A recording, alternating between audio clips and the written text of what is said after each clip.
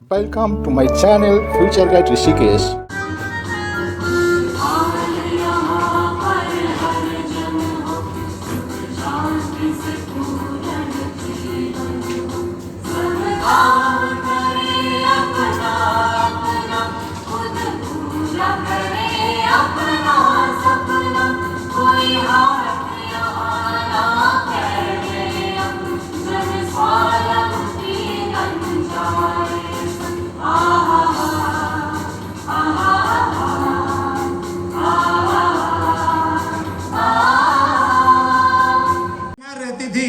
और motor whining से हमारा गुजर बसर अच्छा नहीं चल रहा था। आर्थिक स्थिति बहुत अच्छी नहीं थी। कई बार दादी जी की दवाई लाने के लिए अगर पैसे लेने पड़ते थे, किसी से उधार मांगना पड़ता था। आर्थिक स्थिति बहुत अच्छी नहीं थी। उसी बीच में मेरे फादर ने इस आरसीएम बिजनेस को किया, और किया नहीं दोस्त, मैं तो ये कहता हूँ किया है उन्होंने। केवल 7 साल किया है, और सीखते हुए जब उन्होंने सिस्टम को किया तो वे रॉयल्टी मुकाम पे पहुंचे, टेक्निकल पे पहुंचे, तो सिस्टम की हाईएस्ट जो लेवल रहा उनका रूबी लेवल पे पहुंचे। और जब रूबी लेवल पे पहुंचे तो एक अच्छी इनकम, लाखों रुपए महीना की इनकम इस सिस्टम में आने लगी। और दुनिया की सारी खुशियां हमारे परिवार में आ रही थी, और ये दुनिया बहुत जबरदस्त लग रही थी, अच्छी दिखाई दे रही थी। लेकिन वो 24 जून का वो काला दिन आज मैं अगर याद करता हूं तो वास्तव में मेरी रूह कांप उठती है। मेरे पिताजी पानीपत से आते समय एक रोड एक्सीडेंट में गुजर जाते हैं, और उस जो खबर हमें मिलती है तो मैं वो परिवार को मैं बता नहीं पाता, और मैं चाहते वहां जाके देखते हैं तो कुछ नहीं पाता, पता चलता पिताजी गुजर गए हैं। 24 जून 2010 का वो दिन अगर हमारे परिवार की बात करूं तो मैं याद करके रोता हूं, और मुझे कुछ नहीं सोचता मैं क्या करूं क्या नहीं करूं। 2 से 2.5 महीने मैं उन दिनों पढ़ता था। जब मेरे पापा इस आरसीएम को करते थे मैं उन दिनों पढ़ता था। मेरी उम्र 20 से 21 साल की थी, और जो गुजर गए तो मैं एकलौता एक वारिस अपने परिवार में था। 5 बहनें मेरी थी, और सारी जिम्मेवारियां मुझ पे आ गई। और मेरी मम्मी पूछती थी मेरे से, बेटा अब कैसे होगा, अब कैसे होगा? तो मेरे पास कोई जवाब नहीं होता था, और हम और हमारी बहनें और मेरी मम्मी बैठ के रोती थी।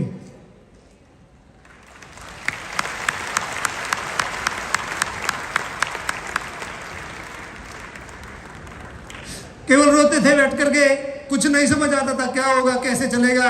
लगभग 2-2.5 महीने ऐसे ही निकल जाते हैं। एक दिन हमारी ग्रेट अपलाइन मिस्टर सुशील भारद्वाज साहब का हमारे पास फोन आता है, और बोलते बेटा क्या कर रहे हो? मैंने कहा सर कुछ दिखाई नहीं देता, घर कैसे चलेगा, मेरी बहनों की पढ़ाई कैसे होगी, कहाँ से आटा आएगा, कहाँ से तेल आएगा, कुछ समझ नहीं आ रहा है। बस रोते रहते और क्या करे क्या नहीं करे समझ नहीं आ रहा कैसे होगा। उन्होंने कहा बेटा घबराओ मत, आपके पापा की जो कमी है वो इस दुनिया में कोई पूरी नहीं कर सकता, लेकिन उनके जाने के बाद जो आटा तेल, जो आपके परिवार की जो पढ़ाई लिखाई, आपकी बहनों की जो पढ़ाई लिखाई है, ब्याह शादी के जो खर्चे है, वो आरसीएम कमी नहीं आने देगा। ये वादा करता है आरसीएम बिजनेस।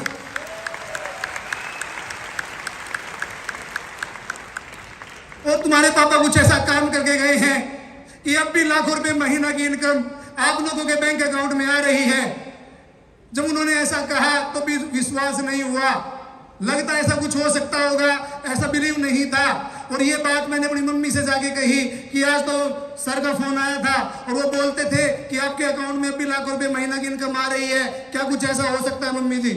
उन्होंने कहा बेटा तुम्हारे पापा एक बात बोलती थी, मैं अक्सर मीटिंग में उनके साथ जाती थी, तो एक बात बोलते थे, अगर अपने बच्चों से सच्चा प्यार करते हो तो इस आरसीएम बिजनेस को जरूर कर लेना।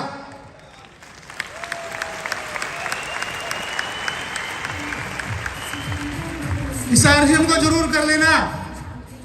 और उसके बाद उन्होंने कहा हो सकता है चलो कल जाके बैंक में देखते हैं, अगर ऐसा हुआ तो बहुत सारी समस्या और प्रॉब्लम जो परिवार में आ रही है, जो दिखाई दे रही है, दूर हो सकती है। एक दुख जरूर है कि तुम्हारे पापा नहीं है, बहुत बड़ा दुख है, लेकिन उसके बाद एक समस्या होती है, एक जिम्मेदार करने वाला चला जाता है तो उस परिवार में एक बहुत बड़ी समस्या पैदा हो जाती है कि अब आपका क्या होगा। हम अगले दिन बैंक में जाते हैं। बैंक में जाने के बाद जैसे हम बैंक में एंटर करते हैं तो जो बैंक मैनेजर थे वो मेरे पापा के अच्छे दोस्त थे, और जैसे हम बैंक में घुसे तो बोलते बेटा आज पापा नहीं आए क्या, 2-2.5 महीने से पापा नहीं दिखाई दे रहे हैं। मैंने कहा सर जैसे वो ऐसा बोलते हैं मेरी मम्मी और हम रोने लगते हैं, समझ नहीं आता किन शब्दों में उनको बताए।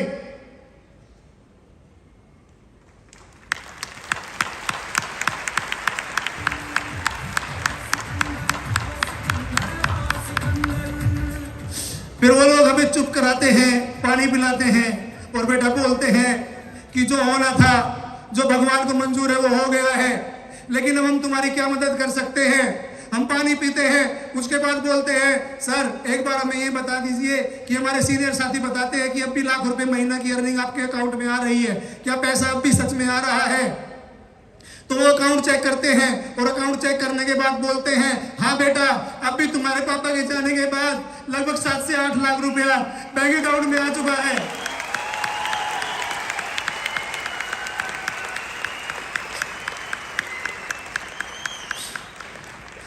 जब उन्होंने ऐसा कहा तो वास्तव में दोस्त मैं बता नहीं सकता, मेरे पास शब्द नहीं है कि दुनिया जो एकदम नरक लगने लगी थी, पता नहीं मैं कैसे अपनी बहनों की शादी कर पाऊंगा, कैसे मैं परिवार को चला पाऊंगा, दिखाई नहीं देता था, रूह कांप जाती थी। अगर मैं आज भी आरसीएम से अलग अपने आप को जुदा करता हूं तो मेरी रूह कांप जाती है कि जीवन कैसा होता।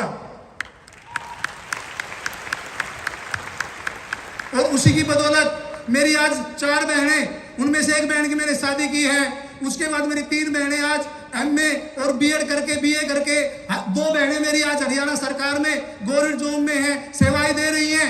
एक बहन जिसको मेरे पापा सपना देखते थे कि इस बच्ची को मैं प्लेयर बनाऊंगा, इस बच्ची को प्लेयर बनाऊंगा, उस समय मेरी बहन लगभग 4 से 5 साल की थी। लेकिन जैसे वो गुजर गए, गुजरने के बाद मेरी बहन को मैंने कहा जब वो प्लेयर थोड़ा गेम में आगे बढ़ी, थोड़ा उम्र बढ़ी, तो मैंने उसको गेम में डाला और गेम में डालने के बाद जो गेम की जरूरत होती थी, जो पैसे की जरूरत होती थी, जो आरसीएम में दे रहा था, उसकी बदौलत आज मेरी वो बहन सीनियर नेशनल में गोल्ड मेडलिस्ट है।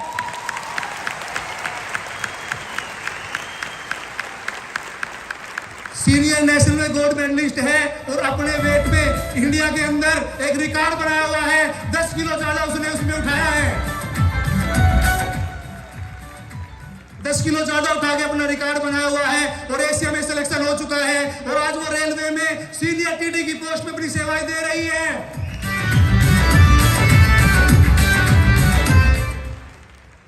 और दोस्त उनके जाने के बाद आज मैं अगर आपको बताऊं, आज भी लाखों रुपए महीना की अर्निंग आ रही है। मैं अपनी बहनों की पढ़ाई पूरी करा पाया हूं, मेरी मैडम खुद मेडिकल स्टडी कर रही है, मेरे बच्चे अच्छे स्कूलों में जा रहे हैं और आज भी लाखों रुपए महीना की अर्निंग, गाड़ी, अच्छा मकान मेरे पास है। तो ये सब ताकत अगर मुझे मिली, जब सब खुशियां मिली है तो ये आरसीएम की बदौलत है दोस्त, आरसीएम की बदौलत है।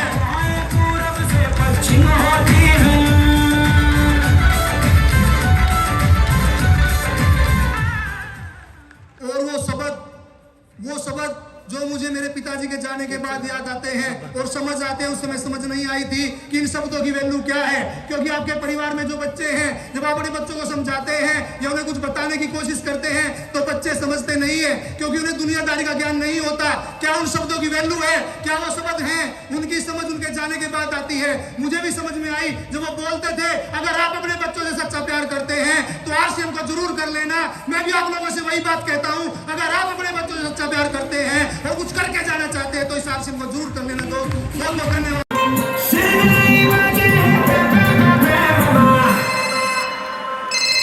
Ya, Fonte Saru, aku, ya kan?